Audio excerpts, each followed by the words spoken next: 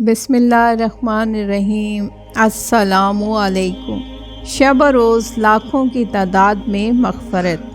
हज़रत अब्दुल्ला बिन मसूद रज़ियल्लाहु ताला अन्हु रसूल करीम सल्लल्लाहु अलैहि वसल्लम से रवायत करते हैं कि हज़रत सल्लल्लाहु अलैहि वसल्लम ने इरशाद फरमाया, जब रमज़ान शरीफ के महीने की पहली रात होती है तो जन्नत के दरवाज़े खोल दिए जाते हैं और पूरे महीने ये दरवाज़े खुले रहते हैं।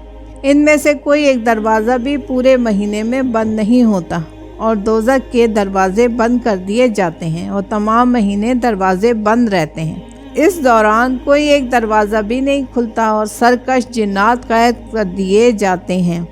और रमज़ान शरीफ की हर रात में एक आवाज़ लगाने वाला तमाम रात सुबह सादिक तक ये आवाज़ लगाता रहता है कि ए भलाई और नेकी के तलाश करने वाले, नेकी का इरादा कर और खुश हो जाओ, और ए बदी का किस्सा करने वाले, बदी से रुक जा और अपने हालात में गौर कर और इनका जायज़ा ले। और ये भी आवाज़ लगाता है, कोई गुनाहों की माफ़ी चाहने वाला है कि इसके गुनाह माफ़ कर दिए जाएं, कोई तौबा करने वाला है कि इसकी तौबा कबूल कर ली जाए, कोई दुआ मांगने वाला है कि इसकी दुआ कबूल की जाए, कोई हमसे किसी चीज़ के मुतालिक सवाल करने वाला है कि इसका सवाल पूरा कर दिया जाए।